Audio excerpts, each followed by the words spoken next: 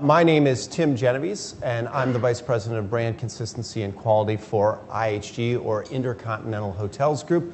You may or may not be familiar with all of our brands, but our mission is to have great hotels that guests love. And I think in most cases, most days, and most experiences, we try to succeed on that. And occasionally, we don't, which keeps me employed pretty regularly. The agenda that I'd like to cover for us today is creating and maintaining brand consistency, and we have maybe a different set of circumstances than some of you in the room where we have multiple brands. So we've got to be a little bit more aware of our brand and our brand space, and we'll talk a lot about that. But I want to talk a little bit about IHG that helps put into context what I'm about to speak about. I want to talk a little bit about understanding our customer needs, developing brands because of that customer need, and then ultimately marketing to customers, and more specifically marketing about what your brand is. And I know this is all a lot of stuff in just a few short minutes, so we'll try to be efficient. This will be high level. It won't be a deep dive, but hopefully it'll be of value to you when we finish. This is IHG, and maybe some of you will recognize some of our brands. Intercontinental Hotels is in fact our brand name. Other large hotel groups have done the same. Intercontinental is ours. We do have a Chinese brand called Hulux, but some of the brands that you're probably most familiar with that certainly cover the landscape here in the States are the Crowne Plaza. Hotel Indigo is our upscale boutique brand. Even Hotels is a wellness brand, very much focused on fitness and a healthy lifestyle while you're traveling. It's a brand new brand. We've got Holiday Inn, which is probably the brand that you're most familiar with. It is the world's best-known hospitality hotel brand. And then it's got a brand family underneath it. Holiday Inn Express dots the landscapes like gas stations. And then we've got resorts. We also have Holiday Inn Club Vacations. And the last two brands, Staybridge and Candlewood, are our suites or extended stay upscale and mid-scale brand. So that's a little bit about our brands. Let's talk about the size. These are the hotel counts across the globe within those particular brands, so it gives you a sense of size and scope. Certainly for Holiday Inn or Holiday Inn Express, those two brands in and amongst themselves can be larger than most hotel companies. Typically, it depends on the day of the week. We compete with Marriott to be the world's largest. We have more hotels. Sometimes they have more rooms than we do, but it just depends on who opens the next hotel first that gets to boast and brag about that. In terms of, we added another brand. We acquired Kimpton Hotels. Some of you it's a luxury boutique brand. Some of you have probably had experiences there. It's a wonderful brand that's adding to our boutique line within our hotels because, of course, customers are looking for experiences. And so by expanding in the boutique space, we are getting bigger. In terms of globally, IHG has almost 5,000 open and operating hotels, and ultimately just shy of 80 million frequent travelers involved in our program. So that's a little bit about IHG and why we have our branding the way that we do. And I want to make sure that we talk about my team for a moment in kind of context of customer service. We're responsible for, in the Americas, about 3,700 open and operating hotels, and making sure that the quality and the brand experiences and the promises are delivered on a daily basis. We host approximately about 141 million guests each year. That keeps us pretty busy. In terms of our customers sleep with us 24/7, and if you think you have pressure in your industry, think about your customers sleeping with you, which is a big pressure in and amongst itself. But we're open 365 days, holidays included, so we're always in contact with our customers. And I know some of you are going to ask this question when you start thinking about that, but that means we go through 22 million rolls of toilet paper, and in case you want to know how long that goes, that's actually 3 times back and forth to the moon, all right? Because one of you were going to, somebody thought about it. Anyone want to say who thought about that? Okay, you don't have to admit that, but so that's us, that's IHG. So let's talk about customers and customer needs. We have different stay occasions. All of you are our customers in that, and not every time do you travel for the same reasons. Sometimes you travel because you're going with your family somewhere. Sometimes you're traveling to a meeting or a conference like this. Sometimes they're large, sometimes they're smaller.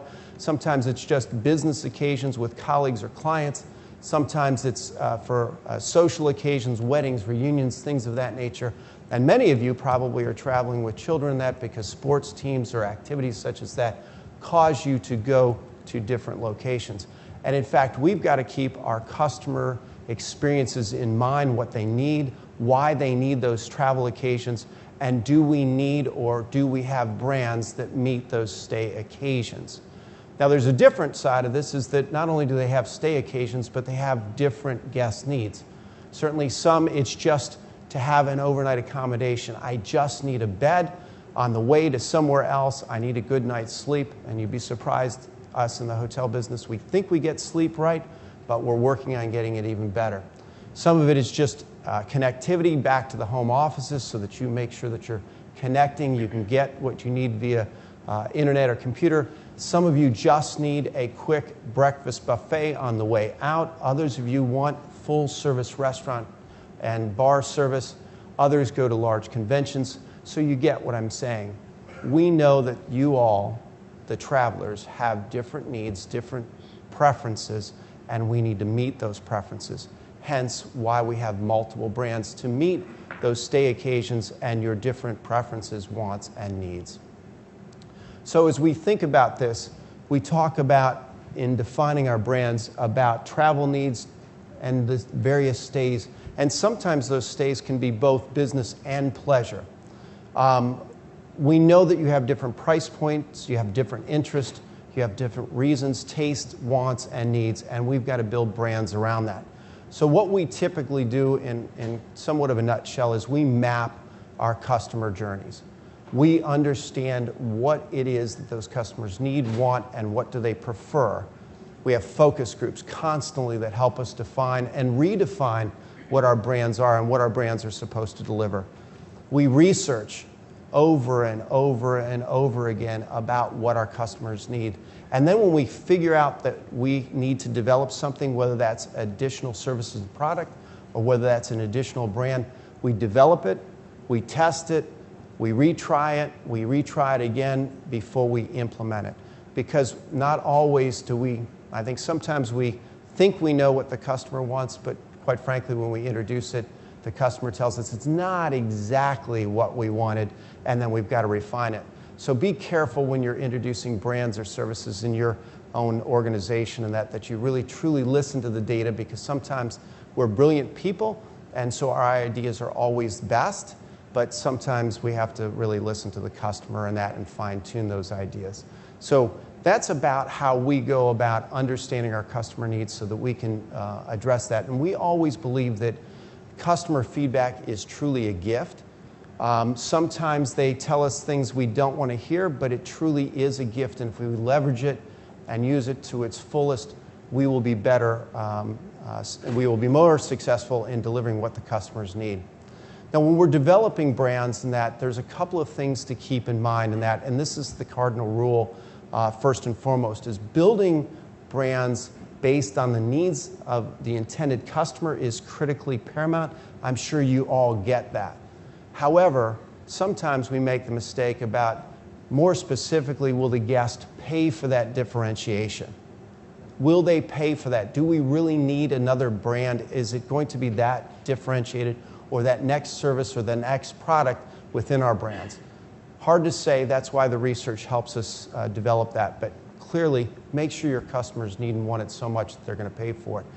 Because we operate so many brands, we need to make sure that we maintain guardrails along the way, and that clearly define what your brand is and what it provides for the customer.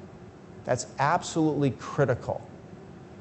In terms of placing these guardrails and that, sometimes, matter of fact, in our organization, we have to set minimums and maximums on the services and the product constraints that we offer out there.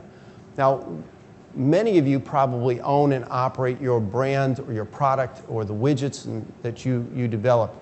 We actually use franchising as an avenue for expansion, which means that someone else is providing the facilities and the services that our customers experience. And therefore, they've got to follow our guidelines and rules. Our customers, you as travelers, are looking for that consistency. So we have both minimums and maximums, and some of you are going, well, maximum, tell me what that means. Explain to me what that is. Sometimes our entrepreneurs, those franchisees, want to do things above and beyond. And that's great for you as an individual traveler, but as a brand, that's not so great. Because if you experience those extras or those things above and beyond, quite frankly, that confuses you. Because if you get to the next hotel that has the same brand, but you don't get those same services or products, then quite frankly, you're starting to get confused about what our brand means. So we have to put those guardrails absolutely on our brand to maintain that. And then we defend vigorously. And I don't choose those words lightly. We defend vigorously to make sure that those hotels that represent our brands are in fact following the guidelines, the standards, and the rules of operation to deliver on those brand promises. Without that, they can deliver just about anything. We confuse you, the traveler, and then you are going to find some other brand to choose to stay at as you're out there on the road. The one thing that is very, very difficult for us in the hospitality industry, and it's probably true in your industry as well, the power of no. And what I mean by that is that in the hospitality industry, it is very difficult. Matter of fact, we train and we train and we train our team members that yes, and the attitude of service is paramount to our customers, and it absolutely is. However, some of our brands don't offer certain things, and we can't do that. And we've got to frame our brands very carefully to provide those consistent services and offerings that we've communicated to our customers that we are. Such as, and for example, we've got Holiday Inn, which offers full-service food and beverage, bar, catering for meeting space, and a full-service restaurant. Our Holiday Inn Expresses only have a breakfast buffet. And we have been very clear that our Holiday Inn Expresses can't have bars because that's not what the customer is looking for. And therefore, we have to define our brands and make sure that we don't allow those brands or those hotels to step outside of those guardrails and guidelines. The last section that I'd like to talk about is more about a brand is no longer what we tell the customer it is what the customers tell each other it is. And there has been a monumental shift, and for those of you who are marketers in here, I'm not dispelling that marketing is critically important. However, the consumer has very much taken over telling each other what your brand is and what it stands for. And in fact, we just came out of a think tank that talks about how important this space is. If you don't know, 70% of Americans read reviews before making any purchasing decisions. And I suspect that's probably true, certainly in the travel industry. It dominates us anymore, but certainly in your space, it may become more and more prevalent as we go through. Consumer reviews are 12 times more trusted than brand-generated marketing.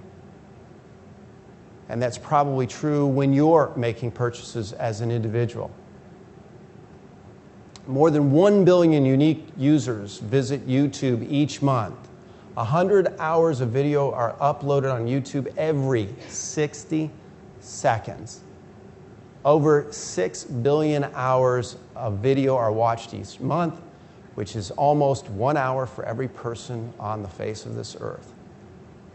And you wanted to know where your productivity was going from your employees?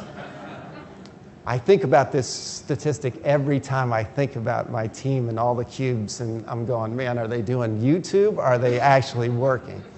And I'll tell you a story where it changed a little bit for me, a personal story real quick, where it changed to me about from going from marketer to consumer advocate for your brand and that. And it's more of a personal story. So we were refreshing the Holiday Inn brand a couple of years ago, and we're on a continuous journey even today in reviving that brand and making sure that it's very relevant. And so one of our marketers, our vice president of marketing for the Holiday Inn brand, like many of you in your organizations, made up these T-shirts, and we're no different than anybody else when we've got a new program and a new thing going on. He made up these T-shirts, and of course across the front of it says Holiday Inn. On the back of the T-shirt it says only sleep with the best. Okay? Pretty cute, he was pretty proud of himself, so on and so forth. Well, like you, I get these T-shirts and they go in a particular drawer. I love working outside in the yard, so I wear them a lot of times when I'm working in the yard, right? So I put this T-shirt on a Saturday a while back. I'm out in the yard, I'm working really hard, thinking I'm doing all the right things. I hear the window crack in our kitchen above the kitchen sink and stuff, and my wife yells out, "False advertising." Okay, now, wasn't great for my ego at the moment, but you get it. It's the consumer telling the marketer what it is that your brand is all about and stuff. And you got to think about that type of stuff because that's the world we live in.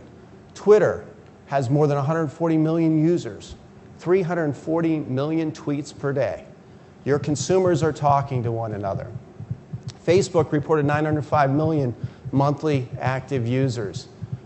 Now here's one that kills me. 43% of Americans would give up sex for a year as opposed to losing internet connectivity. So they are talking about your products and your services, and very much so. Many of you share your Facebook pictures of your travel with friends, families, and activities. So we as the hospitality industry have to be very conscious that, in fact, your communication about our brands is between yourselves, not necessarily what we tell you that brand is. So the last lesson for today is, today a brand needs to make sure so that we satisfy customers.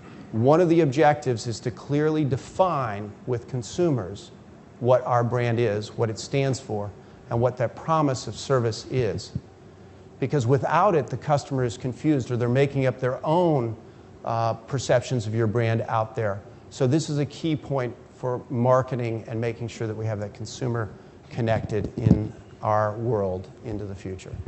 So with that, I say thank you very much for your time and attention today.